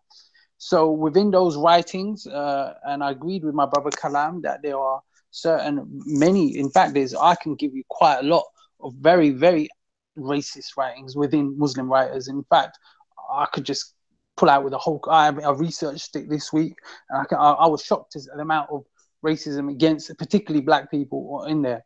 There was other people that were talking about Zanj, and I said Ibn Khaldun, but again, Kalam, maybe we can have that discussion. I could be wrong on that. I'm happy to have that discussion with you on that. Now, this still continues. Now, my brother Dawa Digital, I watched the show from yesterday because I was literally in tears today when he told me the story about the Black woman being kicked and how he went and saved her. So full respect to my brother Dawa Digital, because I would have done the same thing. We have now in Saudi Arabia, unfortunately, is controlling the Muslim Holy Land. And I've been as well. I've been to Saudi Arabia numerous times. It's rampant. If you're Pakistani, you're Bangladeshi, you're Indian, you will get racism. If you're Black, you will get racism. Saracen, just one quick second. You know, the ironic thing was they thought I was an Arab. Yeah, you look. I swear to you, right? So I keep saying "La adbi fi ma fi mushkil," right, in Arabic, right? So they move on. You know what I mean? Yeah. Now you got to show the passport, but easy. Family, wait, one quick second before you continue. Let me just give my big shout out, okay, to my American brother or sister, my American family. Let me just say American family. G7 I am, okay. G7 I am has actually donated, and I'm gonna have to send my big thanks to you. You know, shout outs to you, man. Thank you for actually supporting and donating. People like you help to keep literally the lights on. Help to keep the lights on. Okay. So shout outs to you. Thank you for donating. And you know, I'm glad that you're actually here, people, to support Titans TV. So, you know, I'm honored. I'm humbled, man. I'm honored and humbled for this love. So love to you. Go ahead, Saracen. Yeah, so we've gone through the start of Islam to the Middle Ages. Now we're going to post-colonial times. Now it's important to note that we are living in Muslim lands across the world, and this is why people think, oh, Islam is a backward religion. Oh, look at the Muslims, dumb Muslims blowing themselves up, causing. We're living just like the Black experience. You got to understand that a lot of the lands were conquered by colonizers. Institutions were closed. You know, our kind of our resources were sapped. There's mass inequality. Then you had dictatorships put over us. You've got people who now, education rates in the Muslim lands, generally speaking, not always, but a lot of the Muslim lands, you look at it, it's very, very low. Where you're going to get low education rates, you're going to get racism. It goes hand in hand. The stats put that. Going back to Saudi Arabia, now you've got a tribe who was a Bedouin tribe, who wasn't the most educated, and it's new money. They've got billions of dollars through oil, and now they're kind of promoting their kind of hardcore Islam across the world. I'm not saying all Saudis are racist, but certainly my experience was as a Pakistani. I wore something called a shalwar kameez, and they were looking down on me. Next day, I went in my joggers and this is in Medina. I went in my joggers and I went with a Nike t-shirt. Oh, mashallah, very good. You're from England. They love it. This is the sort of low kind of mentality some of them have. So you got to understand that when you think of and this is why I back my brother Dawa Digital's point, that there is a massive difference between Islam. That we know our example is the Prophet ﷺ, and Kalam has confirmed to you today, he was not racist. So if that's our example, you know, when you get discrimination and, you know, Respect and other brothers here might have suffered racism from Asian, shopkeepers, etc. It's wrong. We condemn it. Yeah, we condemn it. We're Muslims, we condemn it. But a lot of these brothers these people that have come from Pakistan, Bangladesh, India, a lot of the people came as economic immigrants as well. You have to understand the education levels are at a certain level. Now, us new generation, we mix. Me and Kalam, Gabs, all that. I see them as my brothers. I don't see people through the lenses of race. I see them as my brothers. I'll take a bullet for them. Do you know what I'm saying? But so our generation, my children, hopefully will be different. So that's it. That's a kind of a breakdown of where we are now. I'd like to just really quickly come in as well, if I may. You shall do. Give me a hot second. All right. So shout outs again to my family for donating. It's my brother G17. I am. Shout outs to you. Also, shouts out to Kevin Scott. Okay, the family are there in full support. So thank you again. I have to shout out everybody who's actually donating and supporting. Literally, without you guys, these types of shows, are very difficult to actually produce. Okay, very difficult to produce. Also, my brother in the UK as well, Zay Beats. Okay, Zay Beats has also donated as well. So shout outs to you and thank you again. Like the family's actually showing love, so you guys don't even know what it actually means to me, like the support that you're showing. Trust me. I know my brother Dawa Digital, he knows about editing software, how much we have to spend a month just to actually produce content for you. Literally £100 a month, literally just for editing software and broadband, just to produce content for you to have. Okay. And what's going on with YouTube right now is that they've cut the funding or cut the amount of money that they used to give in terms of helping for us to actually how can I put it? Not even break even, helping for us to actually continue contributing so much money out of our pockets, because it's actually helping us to not put so much money out of our pockets. But currently all that has dropped. So thank you for you guys who are actually supporting right now and actually donating. So I'm humbled yet again, and I'm grateful for the support. And please continue to support me, continue to hit the like button, continue to be sharing, and let's make this type of discussions and all of us getting together from all different types of communities to continue to grow and to prosper. So yeah, let me get back into this, family. Let's go. Dawa, before you actually go on, before you go, Dawa, I'm just letting you guys know we've literally got 15 more minutes, even less than now. I think we've got like 10 more minutes with inside of the live section. Okay, I want to cut it down to like just an hour and 45 minutes or so. So let's try to wrap it up after about 10 minutes time.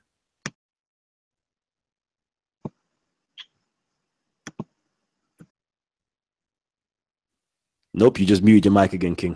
Oh God! Right, am I in now? Yeah. Right. Yeah. That's it. Good. Right. First of all, you know what you're saying. I'm going to come to my main point, but I just got to touch on what you just said there, Kalam. Yeah. You know what, guys? Editing takes a long damn time. Editing takes forever, guys.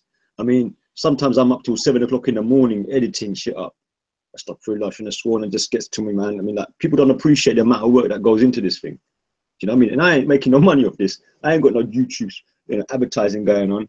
I ain't got no sponsors backing me. I ain't got no donation button on my page. In fact, if you read my back page, it specifically says, I don't expect anything from anyone. I'm doing this out of love. Yeah. So that's how I keep it real. Yeah. But I mean, look, bottom line is people got to pay bills. So if you can donate to Kalam's channel, if you can donate to the other channels, then do so, please, guys. Anyway, back to my main point. Raspik, you know what? When I mentioned Colonel Gaddafi, bro, and you went on that rant, brother, you know what? I was nodding my head and jumping in my seat all the way, man. Because the truth is that was a prime example, a little victory for us, yeah? Where a Muslim man was doing something with black people together to make the land a better place. You know, people got to realize, man, this ain't about racism, man. You know, we can't look at the isolated examples and polarize them as what the media does. We ain't stupid like that. We ain't stupid like that, right? The truth is you know what Raspik is saying and what I'm saying, what the other brothers are saying in this chat. We're all on the same page right now, right? Look, I'm not going to be there on Sunday at the park because I'm going to be filming in the Palestine Expo, which is happening. You know, I'm a bit of an activist as well, you know, Raspik. You know what I'm saying? But I do the sort of documenting kind of thing, yeah? You know, we're keeping it real, bro. You know, I've been watching the videos, liking them and leaving my comments, bro. Look, that's why I got bare love for you. I see a kindred spirit when I see Raspik, man. A kindred spirit, I swear to you. My black brother, I swear, he could be in my family right now, eating off the same plate as me. And you know what? Ain't no two ways about it. In fact, the love increases when you do that. Look, I'm gonna keep it real, yeah? Racism is an outmoded, outdated, bloody draconian idea. right? If we entertain this, what's it saying about us? What is it saying about us? It's a slap to our own faces. That's what it is. We can't be racist no more, right? And you know, that park is a place for a lot of debates, but when the debates turn into arguments, man, you know, it's nasty. I mean, what I saw last Sunday makes me feel like never coming back to the park. First of all, there were beef between Muslim brothers and then another beef between Muslim brothers. And that just makes all Muslim brothers look bad. But that's not the case, yeah? And God forbid this happens with the black groups there as well. God forbid it, because you know what? It's going to be hard to live down, just like I'm experiencing it. I'm doing like mental gymnastics in my brain trying to deal with what happened on Sunday. You know what I'm saying, right? So racism, you know, is an outmoded concept, but when we can't even get along with our own people, man, we got problems. We got big problems, people. You know, so let's try and heal the rift between all groups, yeah? Any kind of narrative, this, that, and the other. Let's try and every people, every culture, every religion has its issues. They all do, right? But all the issues are different. Not all issues are the same. So one person might point a finger and say something like, oh yeah, but you people do this. And they'll point back and say, no, but you people do this. Which one is worse? You know what? Leave that for God to decide, man. We ain't judges. We're just human beings. We've got to try and learn to get along, man. Because otherwise, what kind of example are we? That's all I want to say, man. Peace, love, and respect to all my brothers, no matter what color you are, where you from, yeah. I love you all.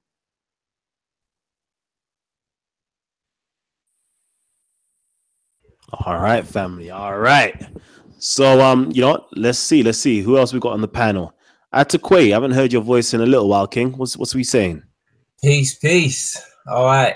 This is I've heard a lot of what the brothers are saying, and you know, I agree with most of what it's saying, but unfortunately, racism is real. Racism is real. There is no escaping it. You can't listen. People are losing their lives. People will lose their lives in the future due to racism or some kind of prejudice. So I'm not going to just brush it under the carpet. Do you know what I mean? So the thing is, like, when you see someone who represents, right, listen, if there's a Kemetic brother or an African brother who comes to the park, behaves in a certain way, like, you know, goes up to a woman, slaps her up, that's something, you're going to say, well, the Kemetics are woman beaters, you know, like Kalam or Sarah, for example. Now, Sarah says certain things, now, don't like it. All of a sudden now, all the Africans, all the Kemetics are black supremacists, okay? But then when Muslims get painted with the same brush, or you get given a medicine or similar medicine, as Gabs is saying, you don't want to take it, okay? I don't understand what conclusion you want people to come to when you see someone who represents a particular sect, whether you like it or not, whether you accept, okay, this guy is black, this guy is Muslim, whether you like it or not, people are going to come to that conclusion. Hold on, I'm not going to go on, but I'm going to make this statement, okay? I'll go on with these three statements as logic, just to help you understand, to help us understand what it is that we're talking about. So for example, Arabs or Saudis are leaders in Islam and display racist behavior. Vatican priests are leaders in Christianity and display racist behavior. Jews in Israel are leaders in Judaism and display racist behavior. What conclusion do you want people outside of these communities to come to arrive at? I don't understand what the issue is. If there's racism, there's racism. It doesn't mean that the whole religion is racist. But then how do you want people to differentiate between the people who practice the religion, because you can't have a religion without people? What do you want us to do? Okay, so you need to come up with a better argument to say, okay, well, there's no racism in Islam. You can't keep going back to the text. The text doesn't, no text is going to go hold someone up and, you know, chop off their penis and, you know, excuse my language, or, you know, hold them up or, you know, just treat them like a slave. No, a text or a book is not going to do that. It's people who do that. So up until you can, I don't know how you're going to do it. I really don't know how you're going to do it. But you're going to have to show me how the people are different to what they practice. All right. Thank you, my brother. Thank you. Again, let me just talk about this a little bit. You what, mate? You what, mate? I see you, family. I'm going to actually ask your question. Kenneth White, let me just read out your comment. It's pure ignorance to paint an entire group with the same brush. Okay. Another person's here. Oh, Betty from she was on for the last couple of days. Says, Kalam, why are there some Muslims on the panel saying every black person is Kemet? If they're not Muslims, it's rude. Okay, cool. All right. So, what did I want to talk about real quickly? You know what? I have a lot of medicine. I have a lot of medicine to dispense. But because of the sensitivity of this particular topic, and in the hopes of actually bridging the gap and you know, building some form of unity and unison, I don't want to actually you know, take those types of shots with individuals right now, because sometimes with great power comes great responsibility, and I have to be very, very responsible and not actually go into great depth. We can have these separate conversations, you know, in private, so to speak, and maintain a particular order amongst ourselves. So, in that being said, somebody here actually has a question to ask, and it says here, "You what, mate?" Titans TV. So, "You what, mate?" is the person's name. It says, "Ask them if you can free a non-believing slave, and how do I contact Gabs? I have some sources for him." And that was at Dower Digital, I guess. I guess it's to you, Dower Digital. Or it could simply mean you may have posted up in the chat, and then I'm just highlighted or copied the comment. So whoever wants to answer it from the Muslim side, please answer it. Sorry, go on. Sorry? I put a 2 pence in. Yep, afterwards. Let the Muslims answer first. I know you are a Shia Sufi Rasta Muslim, but let me leave it to the Sunni Muslims to answer. Yeah, you know, the Shia Rasta Muslim thing that they've been talking about, man, that just makes me laugh, man. Some people just try anything, don't they? Right? I'm gonna say though, first of all, you what, mate, asked this question a few times in chat, and I said, look, you know what? There ain't enough letters in the word count for me to give you an answer. So let me join the chat. So I'm glad he's asked this again. In the constitution, well, in Medina, when the slaves were taken, they were taken from the Quraysh. They were not Muslims. They were freed. So yes, you can free non-believing slaves, as is evident. Yes. So your question is a good question, but unfortunately the answer is very short and curt, and the answer is yes, you can free non-believing slaves. That's the end of the question. That's the end of the answer. There you have it. Okay, so my Muslim brothers, are you all in agreement with that? Saracen and Ahmed.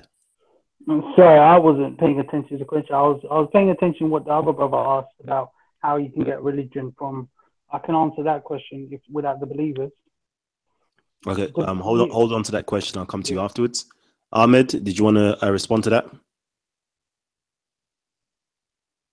Okay, cool.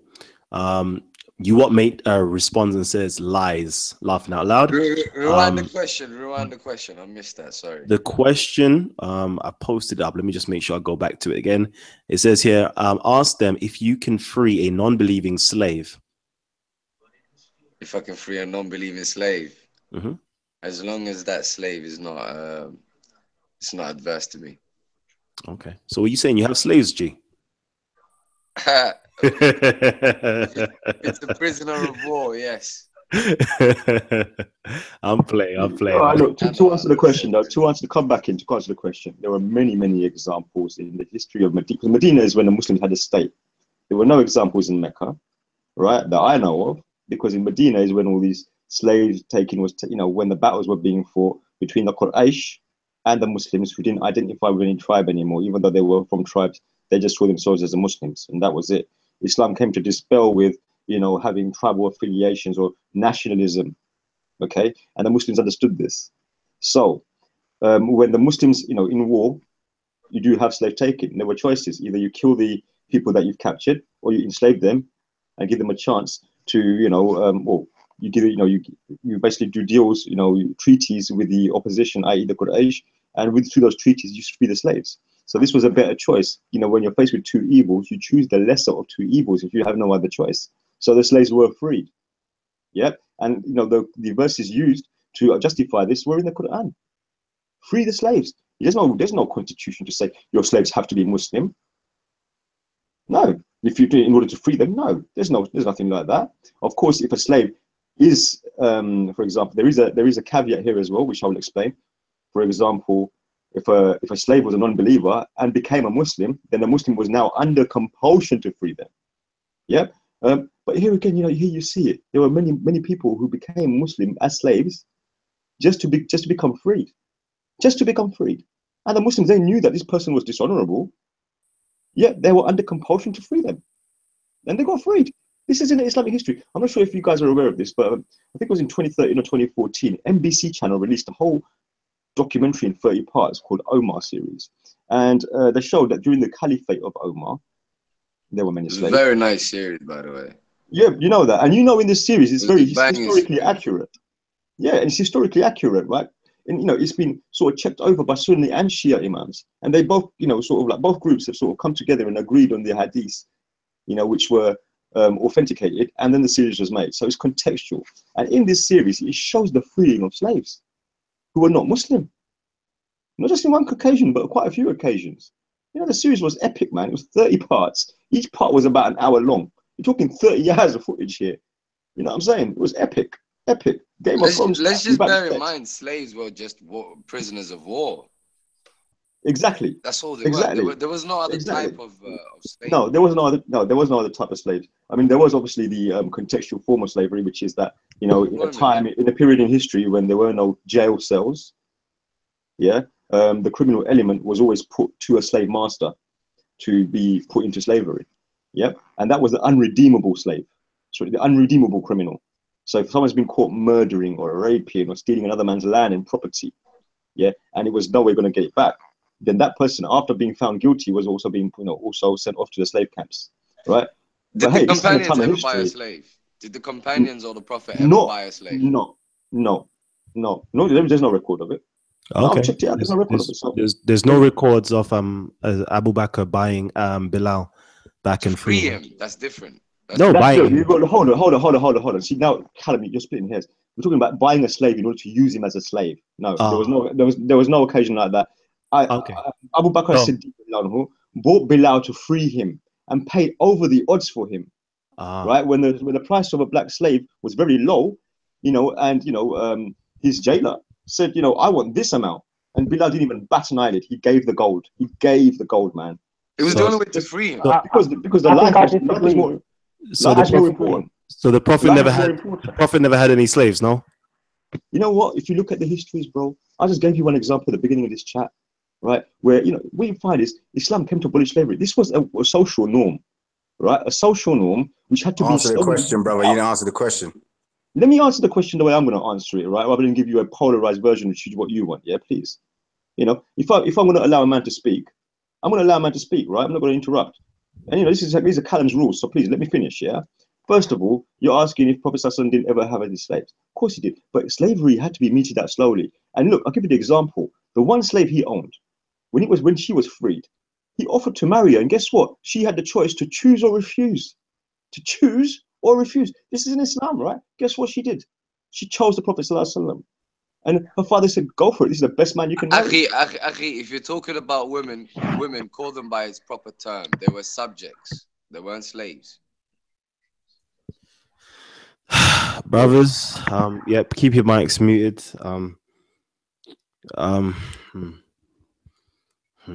I agree with you, Kalam. I agree with you. There was instances where the companions bought slaves, but will that need the full discussion? Could you say that a bit loud? I didn't hear you. I said there is instances where companions bought slaves. In that time, that's what happened. But I agree with my brother Dawah Digital that Islam came to remove slowly slavery, and there was examples and slow. See, to answer that question directly, yeah, Islam, if you look what the scholars have said, works very closely with ethics. So I'll give you an example. At the time of Sayyidina Abu Bakr, there was a drought, and he basically suspended the Hudud punishment. That's like cutting off hands. That's basically whatever. There was loads of punishment. It's always been linked to ethics. Islam works on a higher trajectory of ethics, and this is what our scholars have said. So slavery, the ultimate goal is to abolish slavery and create egalitarian society, which is the very message of the Quran. So when people talk about, slavery, it's in what the right hands possess, it is in the Quran. We don't deny that. But it's working towards a higher trajectory to abolish it. And like I mentioned, if people read that book, it talks about the very spirit of that. Now, okay, can I just interrupt you there quickly? When it says... man's been waiting, man. All right, go on, Respect. Respect. Unfortunately, before you go in, I have to. It's only because, please, Kalam. No, I felt away, innit? I felt away. You know when your intelligence is being insulted, I felt away. Like, I was glad for Saracen just to come up real quickly, like, so it could just simmer me down. Because I was reading certain things today, and I'm playing chess with my brother Adnan, so I'm just giving him little piece here, and then I'm just trying to be nice, just humble with it, and just give him a little piece, so you could just buy it a little bit, and then we can actually have a nice little debate, a nice little conversation that can be longed out, instead of just giving them right hooks and stuff like that. But I read something today, and I thought to myself, if I didn't actually read this out and let other people felt the way I felt after actually reading this, I would be a kuffar. I would literally be a kuffar, somebody who is in disbelief, or in the right sense, somebody who conceals the truth. Okay, somebody who conceals the truth. So let me read something. I'm actually going to pull for some Arabic scholars, a geographer, a historian, and I'm going to pull for Idrisi. Okay, Idrisi, who is writing in 110 to 65. So basically, that's the time or era that he was around. And he says here, the Zanj are in great fear and awe of the Arabs, so much that when they see an Arab trader or traveler, they bow down and treat him with great respect. And say in their language, greetings, O people from the land of the dates. Those who travel to this country steal the children of the Zanj with dates. So after these people come now, bow down to you and really humble themselves and really exonerate you, and on your travels, you come to their country selling dates, you actually steal their children. And the peculiar thing is how they stole their children, stole their children. But let me just go into this now. Okay, so travel to this country, steal the children of the Zanj with dates, lure them with dates, and lead them from place to place until they seize them, take them out of the country, and transport them to their own countries. The Zanj people have great numbers but little gear. And it also says here, the rulers of the islands of Kish in the Sea of Oman raid the Zanj country with his ships and takes many captives. Okay, so I just had to read that out here to show you that, I know as long you really like to paint the real idealistic version of Islam, but that wasn't really being practiced in the Islamic world.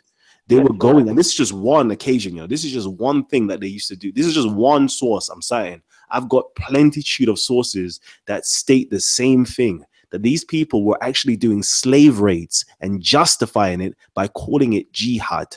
They were justifying it by calling it jihad. They used to look, imagine now, little children, the stranger danger, yeah? If you see an adult or a stranger coming to you and trying to offer you sweeties for the little children, run away. But just imagine now, your little 4-year-old, your little 3-year-old, your little 6-year-old, okay, it tasted a bit of chocolate, tasted a bit of dates, sees, knows, and loves that it's sweeties to them. And then these people are coming into your country and just, here's a date, come, little child, playing, just fiddling with them. Pied Piper, just luring them until finally they can take them into their boat, capture them, and sell them on as slaves. This is what the Muslim world, okay, I'm not going to say all, but this is what a lot of the Muslims were conducting during the time of, after the time of the Prophet, and enslaving black people, and only doing this a majority of the times to black people, and justifying it to themselves and to others. So sorry, I just had to just bring that out real quickly, because you know, it felt like if I didn't say this today, I was just holding something in. You're right, and it happened, and we got to be honest about it. And that's why I was going back to, you're dealing with empires. The Umayyad Empire, the Abbasid Empire, they did this. This is absolutely true. Then you had the Ottoman Empire. They would go into Europe and take white boys in the Caucasus Mountains, and those people then became Janissaries, etc. It happened, let's be honest. But was it just unique to Muslims? Hey, now let's deal with history. It happened with the Byzantines. The Byzantines did the same thing. They would go into certain places and they would raid. The Persians went into India. They took Indian boys. They went other places into Europe. They took people. There's a history of it. Empires, this is what they do. And they will use religion, and they will use anything. They'll make up hadith, like I said, and they'll justify things. And unfortunately, they've got their scholars for dollars, you know, who will twist the Quran and say, yeah, look, there it is, you're allowed. They've got academic systems, just like you've got universities now that are funded by certain people who fund big departments and, you know, to get their message out. Don't think this is new. This happened back in the day. So some of the scholars that you quoted, absolutely, I agree with you, Masudi, etc. You know, it justifies because it's a system. And it happened in ancient Kemet as well. Let's get it right. Let's look at what happened in Nubia. Nubia, the great Nubian society that was taken by the Egyptians, the first dynasty. They took little African Nubian boys. But hold on. Saracen. Let's go. Saracen, hold on.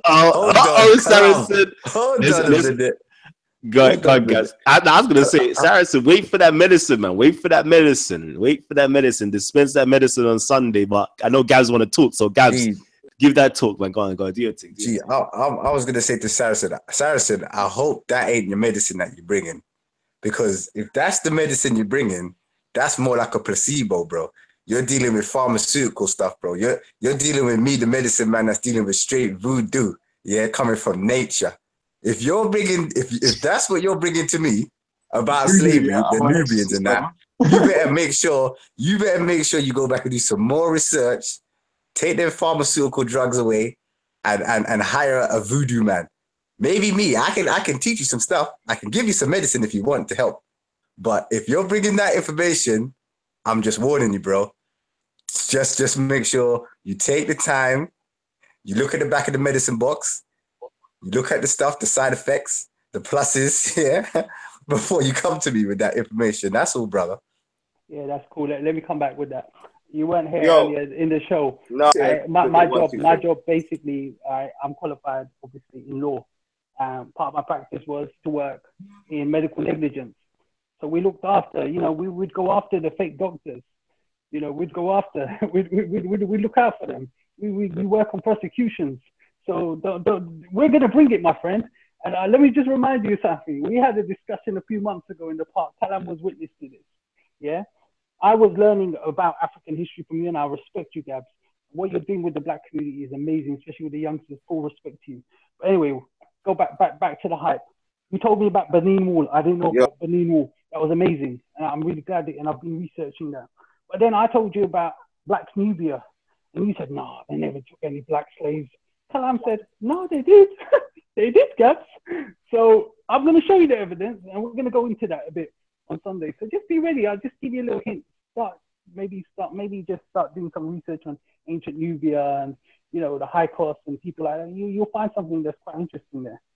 1 second, guys. Is it necessary though? Yeah. Is it necessary to do this? It's just hype, brother. We're just having a laugh. It's hype. It's hype. We're trying to heal the roofs, not cause them again, man. Come on, guys. Sometimes we like having fun, you know. Sometimes we can do the kumbaya thing all day long. We can hug it out. We love each other. All these brothers here on the panel, we all have love for each other. True that. But sometimes, you know, we need to play some more combat. We need to play more combat. We need to have those little battles going on, and it's all friendly and it's all love. Like at the end of the day, that's what I'm saying. Like what the audience members don't know, when they see this at times and we see us battling, they don't know that behind closed doors that we have good fun, we have laughs, we joke with each other. you know, we shake each other's hands, we hug it out, all them things there. Like, we have love and respect for each other. We're just battling as titans. We're all titans. Right. We're finding a little Right. something that we can go in 1 week on, and it's nothing major. We're not trying to hurt each other like that. But yeah, Respect, please just quickly go in. I need to close this particular show down. It's almost hitting the 2-hour mark. But we're going to continue the conversation afterwards. Don't worry about that. Yo. Yep, go ahead, King. Go ahead. So, like, we've heard the racism and Kemet argument before. You know what I'm saying? So obviously we know what you're gonna come with, but you just better make sure it wasn't during the Hissox period that you're dealing with. But cause those were Arab invaders, you know what I'm saying? But anyway, I'm gonna in Rastafari we got something called Nyabingi. You understand? The sound of the Nyabingi is deaf to the white oppressors and their black counterparts with no apology. You understand? And like the word cracker, the reason why, because the word cracker, some people got upset about the word, but the word cracker refers to the whip cracker, and it refers to anyone who used to crack the whip on the backs of black people.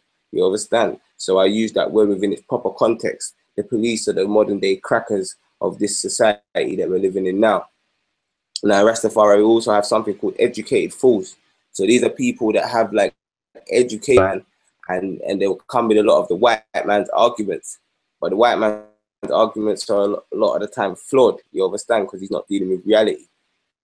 You're insanity and profanity a lot of the time.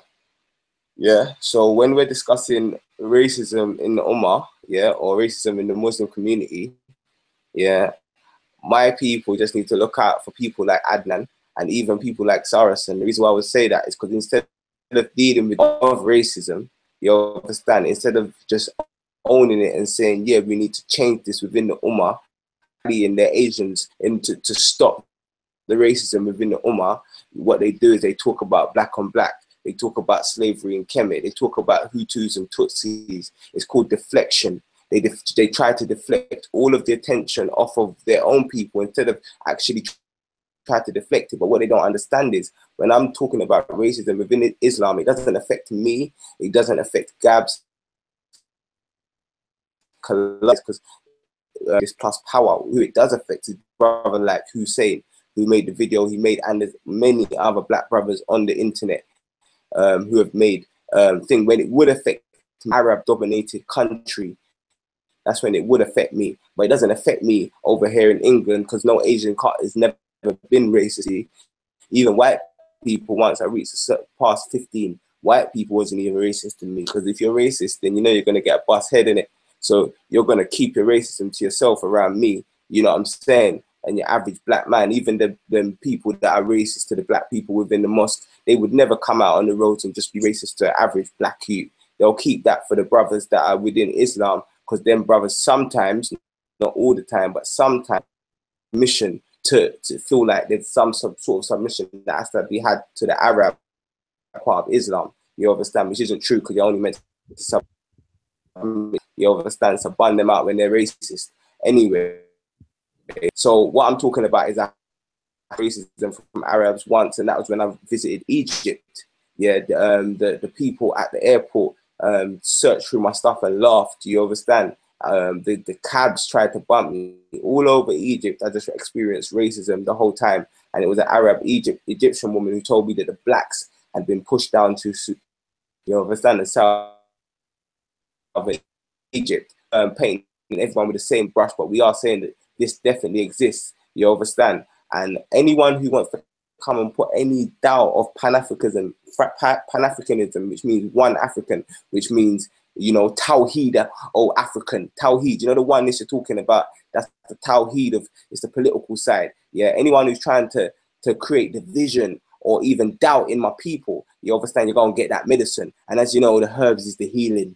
Rasta done told you herbs is the healing, and we need to light up the herb with fire. So with any of that, I'm going to shut you down. You're going to get fire, fire, fire. From you're dealing with your thing and you're dealing with building up your people, like Digital Dawa said he's going to the Palestine march, put that all the way. But anytime you try to come where you're not even where it's not even your territory. Hard things, man, definitely gonna give you fire and fire and fire, and you're gonna burn. I'm letting you know, love. Jeez, love. You've opened up a whole kettle, a whole wormhole. So, but please, everybody, just keep their mics muted right now because I have to close down this particular show. We're gonna get it on. We're gonna continue to keep it flowing as well. You know, Egypt. Now, Egypt is blessed. It was blessed for me. I'm not gonna lie. It was blessed, man. It was blessed. It was blessed. I can't say. I do know that there is profound racism in Egypt. Don't get it twisted. You know, good old brother here wrote "Illuminating the Darkness: Black and North Africans in Islam." Habib Akinde. He studied over in Cairo. You know, Al-Aqsa University, and he did elucidate to the point that there was a lot of racism going on over there, even though he tried to hold it down quite a lot. There was. So I see that. You know, I actually got called a Jew when I was out there. I got called a Yehudi when I was out there, you know, because I didn't want to do certain things in terms of, you know, bakshish, give some money over to one of the elders. So, you know, certain things, they do have that in them. I'm not going to lie to you and sugarcoat, even though they're my people, because they show love. They show love. Anytime I go through. You, bro. They were just baiting you. Huh? They were just baiting you for the cash, innit? Trust me. No, they show love out there. You know, when I go out there to you know, whether it's in Luxor or Cairo, they, you know, Lux, both of those areas. As soon as I go in there, Karim, brother, come. They love me. You know, I just literally every single year, if I go there, the next year they'll know who I am and they will show my love and they'll do things. You know, they do things. My good Sufi brothers out there, they inspired me. They taught me quite a lot of things. So shout outs to them. So I want to show my love to Egypt. But anyway, before I go, the last thing I wanted to talk about was Adnan Rashid's claim to say that we Kemits are racist and so forth.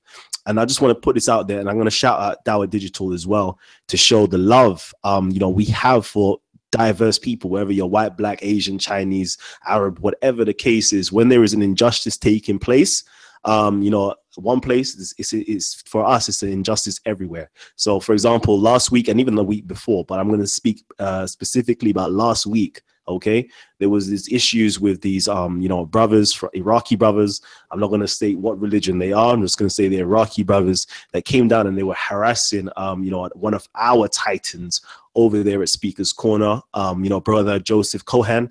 If you don't know him, he's the European Jew who's there.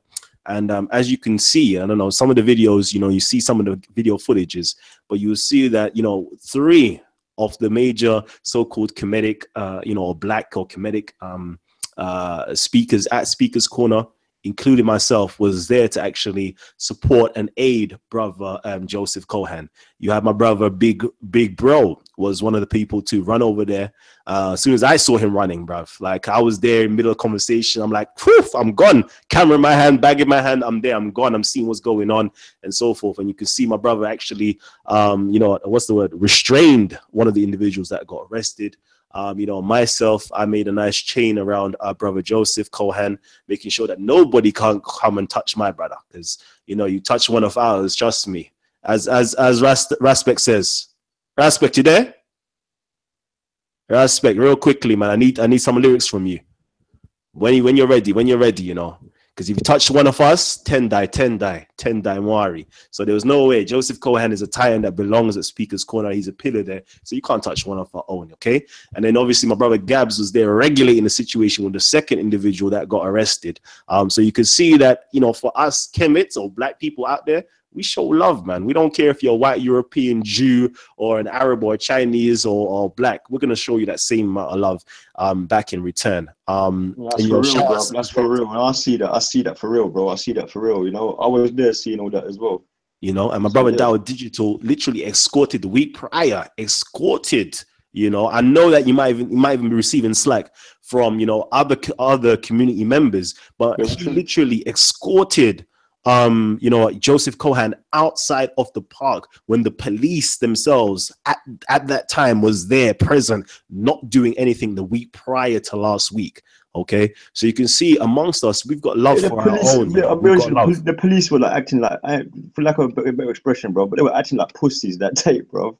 I don't know what was going on with them. They didn't want to do anything. So it felt to us, innit? It's up to us to come to the aid of a brother. That's right. That's right. We protect our own, man. We protect our own regardless of race. We don't see the race and all of those things in these moments. You know, we see as injustice, and we protect. It's ma'at, fam. It's ma'at. It's righteousness. It's sadiq. It's bara. It's justice. You know, we have to make sure we're righteous regardless of whatever the case. So respect. Are you there again? I just need you to close this down for us, you know, because we're gonna continue this conversation off air. Respect, what's wrong with you? What are you doing? Let me see you. So I want to know, you know, respect, you know, real quickly. If they touch one of us, what happens next? Let me just ask that question. Tendai. If they touch one of us, Tendai Mari, man. Give thanks to the creator, but Tendai. And the main thing they have to understand is this doesn't affect me. This affects mainly black Muslim brothers. The ones who, you get me, our brothers in Egypt, our brothers in North Africa, our brothers in Sudan, our brothers in Saudi, and our brothers in Yemen. You know what I'm saying? So when we're talking about this issue, we're not even talking about it coming against Muslims, because the real crux of this thing really affects, you know, black Muslims. And I feel like that should be made clear. But yeah, touch one in the army and Tendai. You don't know Kalam. But I'm tired, you know. Trust me. So family, we're going to sign out now. Thank you for being here and enjoying us. You know, so we're signing out right now. Love, peace.